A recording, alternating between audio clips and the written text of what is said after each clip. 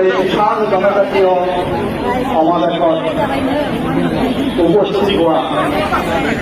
আমাৰ চৰাইৰ বিভিন্ন প্ৰান্তৰ পৰা আহি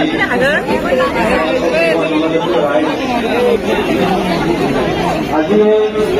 জনজাতীয় সমাবেশত সভাপতিত্ব কৰা আমাৰ সদৌ অসম ট্ৰাইবেল সংঘৰ সভাপতি তথা আজি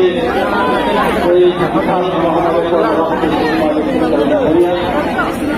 আমাৰ মাজত আজি জনসমাবেশত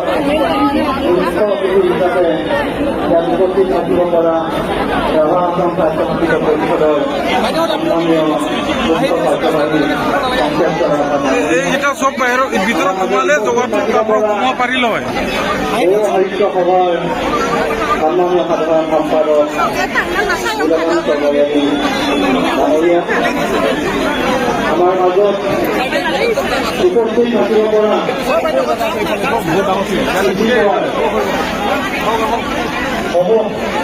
বিষয়ববীয়াসকল আমাৰ ইয়াতে সমাবেশলৈ আমন্ত্ৰিত কৰা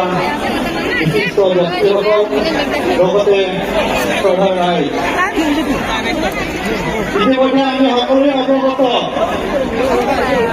যে অসম চৰকাৰে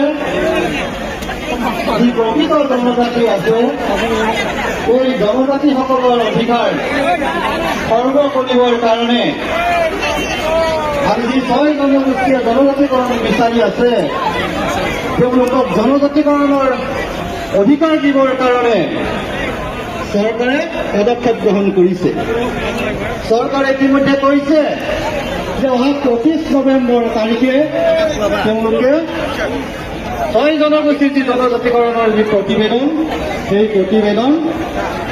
তেওঁলোকে কেন্দ্ৰীয় চৰকাৰলৈ পঠিয়াব। এই বিষয়টো আমি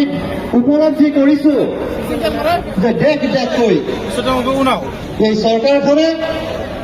যি জনজাতিসকলৰ অধিকাৰৰ কথা, যি জনজাতিসকলৰ স্বাৰ্থৰ কথা, এই জনজাতিসকলৰ স্বাৰ্থৰ কথা তেওঁলোকে আহ্বান কৰিছে। ঠিক তেনেকৈ অসমৰ ৰাজ্যিক বিজেপিৰ কাৰ্যালয়ৰ পৰাও আমি এটা প্ৰেছ বিবৃতি এই সংবাদ উদাহৰণ যদি দিবলৈ যাওঁ 1996 চনত